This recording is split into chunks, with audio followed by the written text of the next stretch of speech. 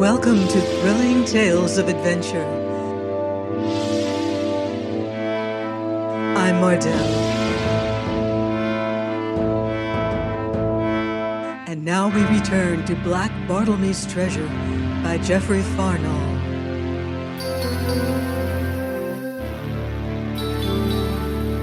Chapter 8. How I Fell In With One God Be Here, the Peddler. Evening was at hand as I reached a little alehouse, well away from the road and pleasantly secluded by trees. Thither came I, fondling Penfeather's money in my pocket, for I was again mightily sharp-set. But all at once I stopped, for passing the open lattice I heard loud laughter and a merry voice. "And there, believe me, gossips," quoth this voice, "as sure as this be beef, aye, and good beef, and cooked to a turn, mistress, there's this great loblolly hectoring Tom Button fast to the pillory. And by this good ale a woeful sight, his eyes blacked, his nose a bleeding, his jerkin torn, and a dead cat about his neck. Ha ha! Tom Button, big Tom, fighting Tom, so loud a tongue and ready a fist, Tom as have cowed so many. There he is, fast by the neck and a-groaning, see ye, gossips, loud enough for 6. I wish I may die else. And the best of the joke is, the key be gone, as I'm a sinner, so they needs must break the lock to get him out. Big Tom as have thrashed every man for miles." But here merry voice and laughter ceased, and a buxom woman thrust smiling face from the window, and face like her voice was kindly when she addressed me. "What would ye, young master?" "A little food, mistress," says I, touching my weather-worn hat and pulling it lower over my bruised and swollen features. "Why, come in, master, come in. There be none here but my Roger, and God be the peddler, as knoweth every one." So I entered forthwith a small snug chamber, and seating myself in the darkest corner, acknowledged the salutations of the 2 men, while the good-looking woman, bustling to and fro, soon set before me a fine joint of roast beef with bread and ale, upon which I incontinent fell to. The 2 men sat cheek by jowl at the farther end of the table, one a red-faced lusty fellow, the other a small bony man who laughed and ate and laughed, and yet contrived to talk all the while, that it was a wonder to behold. "Was you over to Lamberhurst way, master?" says he to me all at once. "Aye," I nodded, busy with the beef. "Why then, happen you saw summat of the sport they had with the big gypsy out of the pillory, him as salted my Lady Brandon, and nigh did for her ladyship's cause." "Aye," says I again, bending over my platter. "'Tis ill sport to bait a poor soul as be helpless, I think. Nay, I know, for I've stood there myself ere now, though I won't say as I didn't clod this fellow once or twice today myself. I were a rare clodder in my time. Did you clod this big rogue, master?" "No." "And wherefore not?" "Because," says I, cutting myself more beef, "I happen to be that same rogue." Here Roger the landlord stared. His buxom wife shrank away, and even the talkative peddler grew silent a while, viewing me with his shrewd, merry eyes. "Aha!" says he at last. "'Twas you, was it?" "It was." "And why must you salt a noble lady?" "I never did." "Gregory swears to it." "Gregory's a liar." "Which is true enough, so we be," nodded the landlord. "And a cruel-hearted man," added his wife. "But Lord, young master, they do ha' used ye ill. Your poor face all bruised and swole it be." "Which it be," nodded Roger, "likewise cut, which be ill for 'ee, though, like God be here, I won't say but what I moughtn't have took a heave at ye had I been there. It'd be natural like to heave things at such times, do you see?" "Very natural," says I. "And then why," questioned the little peddler, "why break open the wicket gate?" "To get in." "Ha ha!" quoth God be the peddler, winking roguish eye. On the prigging lay, perchance cull, or peradventure the mill can. Speak plain, pal, all's bowman. I'm no flash cull, says I, neither buzz, file, millkin, nor scamperer. Mum, pal, mum, I'm no more flash than you be, though I've no love for the Harmonbecks, as Roger here will tell 'ee. A peddler be I, and well liked, wish I may swing else I. Well beloved as kind God be, especially by wenches and children. Aha, many's the yard of ribbon and lace, the garters, pins, ballads, gingerbread men, pigs and elephants, very fair gilt, as they've had, a kind God be, and all for love. And yet, plague and perish it, here's me warned off my pitch. Here's me with the damn catchpoles on my heels, and all along of this same Gregory Bragg, rot him. As to that I know not, says I, but this I'll swear to. You are a man, God be the peddler, and one with a bold and kindly heart inside you. How so? He questioned, his bright eyes all of a twinkle. How so, my bully boy? That pannikin of water, which you didn't get, my coxbody lad, which you were man enough to bring me, which Tom Button did ye out of, which you knocked him down for. Which is gospel true, Roger and Cicely, 'twas a neat throw, Tom bumped heavy, uncommon flat were Tom, let me eat worms else. For all of the which, says I, cutting more beef, I ask you now to drink a stoup of ale with me. Well, my heart, cries the peddler. Then, says I, laying my money on the table, let us all drink in fellowship, for ale, like fellowship, is a goodly thing, and good things be rare in this world. And that's true, a conscience, smiled the buxom Cicely. And you'll find no better brew than our own, quoth Roger. That I'll swear to, laughed the peddler. Cram me with spiders else. So the good ale was brought, and Godby, lifting his tankard, smiled and nodded over the creamy foam. Here's a griping colic to every catchpole, Harmonbeck, and the like vermin twixt this and London town, says he, and lifted the ale to his lips. But suddenly he sat it down untasted and rose. Friends, I'm took, quoth he. See yonder. As he spake, the narrow doorway was darkened, and two rough fellows entered, and each bore a formidable bludgeon. Why, says one big surly-voiced fellow, here be us, peddler, and there be you, so best come easy, and no tricks, mind.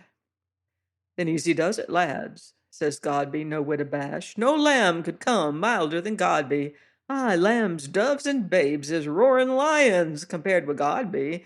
So easy does it. What is it this time, codgers?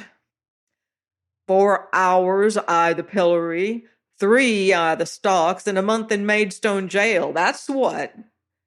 And enough too, growled Roger the landlord, clenching hairy fist and glancing furtively towards a rusty sword suspended above the hearth. Let be, Roger. I'm a lamb, sighed the peddler, and I wouldn't hae you in trouble by me.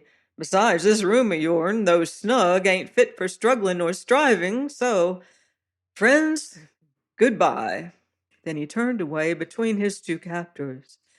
But as he did so, his bright eyes for one moment met mine, and in his look I read appeal.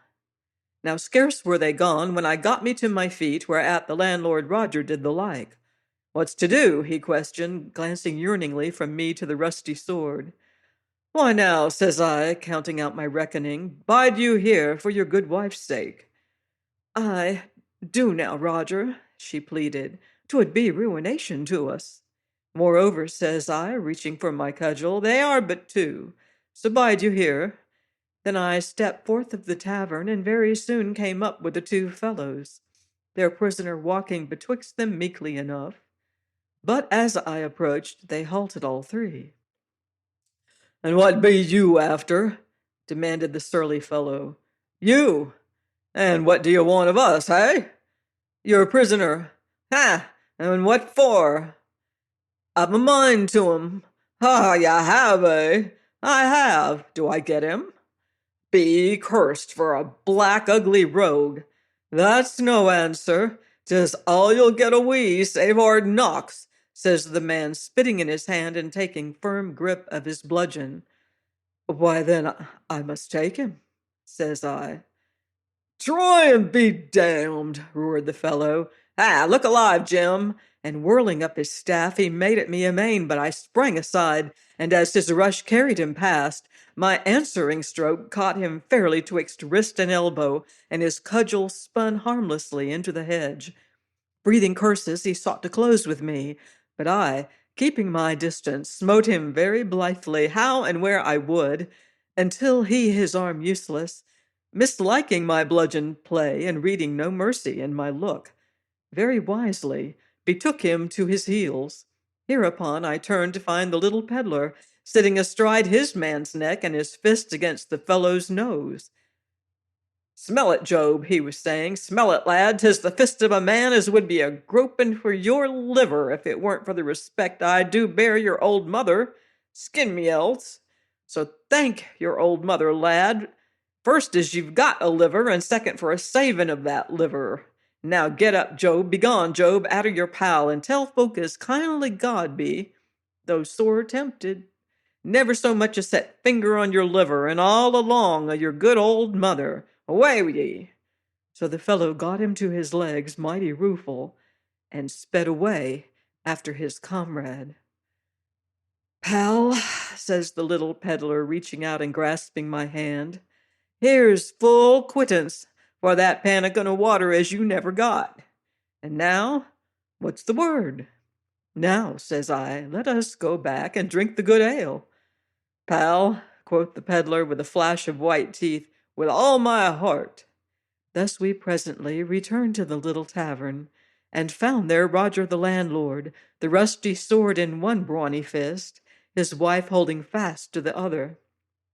At the sight of us, he dropped the weapon and roared joyously, and Cicely, running to us, clasped our hands in hearty welcome. So we sat down all four, and while we quaffed the ale, God be described our late encounter with great exactness. Pal, he said thereafter, reaching across the table to grip my hand again, what might your name be? Martin. Why then, Martin, have you any friends or kin? None. No more have I. And look now, this Kent country is no fit place for you or me outer today. So what I says is, I'll let you and me pat it, pal. The road, lad, the good high road. Ah! How say ye, Martin? No. Why no, pal? Because after tonight, if I chance to be neither dead nor in prison, I'm for shipboard. 'Tis an ill life, pal. Why, life is an ill thing, says I. Nay, look ye, Martin, life may be worth whiles now and then. Ay, lad, there be times, good times. What times? Well, Martin, to lie snug neath hedge a star time, when your fire's low and the stars peep down through leaves at a man. Wink they go, and wink, wink, till, watching 'em, a man forgets his troubles awhile, and knows something o' content. Ah, many's the time a star time they've winked me and my troubles asleep. Then there's wakins a bird time, with the sun up, dew a sparkle, and life callin' within ye and without, and the birds, the birds, Martin, a fillin' the world with brave songs o' hope, new born like the day. Ah, many's the morn the birds ha' waked me, and I as merry as any grig. Lord love their beaks and wings. There's haytime o' the evening, full o' soft, sweet smells, sweet as a lad's first kiss. There's wheat time at noon, where the ears a rustle, and the whit a scythe and whetstone. There's night, Martin, and the long black road dippin' and a windin', but with the beam o' light beyond, lad, the good light as tells of journey done, of companionship, and welcomes and belike. Eyes o' love with. Lusty ale, quoth Roger, setting 3 new-filled pipkins before us, and none better nor our'n, eh, wife? That I do swear to, Roger, laughed the peddler. Choke me else. But now, as to the sea, Martin, pal, 'Tis a dog's life. You know the sea, then? Like my hand, Martin, and all along my father's godliness. A fine big man he was, and devout as he was lusty. Having begot me, his next duty was to name me, and, oh, pal, name me he did. A name as no rascal lad might live up to, a name as brought me into such troublous faction ashore that he packed me off to sea. And if you ax me what that name was, I'll answer ye bold and true. God be here, Jenkins, at your service, though God be for shorten 'twixt friends. Now, the more I saw of this little peddler, the better I liked him, so that the hour was late when, having supped excellently well, I rose to take my leave. If you must be away, young master, said the buxom Cicely, don't 'ee forget, there be ever a welcome for 'ee at the hop pole, eh, Roger? There is so, nodded the landlord. Likewise a pipkin of ale and a bite, and all gratis to a pal. And look ye, Martin, my cove, quoth the peddler, grasping my hand, there be ever and always the good high road leading on and away to better things. So, happen ye should change your mind, seek me here twixt this and dawn, if tomorrow ye shall hear of Godby at the Fox at Spindleman. So, luck go with ye, my bein' cull. And you, says I, should you be minded to sail with me, go to the Peck o' Malt at Bedgebury Cross, the word is, the faithful friend, and ask for Adam Penfeather. So presently stepped forth of the little tavern where I had found such kindliness, and turning from the narrow lane, struck off across the fields. It was a sweet warm night, the moon not up as yet. Thus as I went, I lifted my gaze to the heavens, where stars made a glory, and beholding these wondrous fires, I needs must recall the little peddler's saying, and ponder his good times, his times of stars and birds, of noon and eventide, of welcome sweet and eyes of love. And now I was of a sudden filled with a great yearning and a passionate desire that I too might know such times. But as I climbed a stile, my hand by chance came upon the knife at my girdle, and sitting on the stile I drew it forth and fell to handling its broad blade. And doing so, knew in my heart that such times were not for me, nor ever could be. And sitting there, knife in hand, desire and yearning were lost, and whelmed in fierce and black despair. Please join me next week for another exciting chapter of Black Bartlemy's Treasure on thrilling tales of adventure.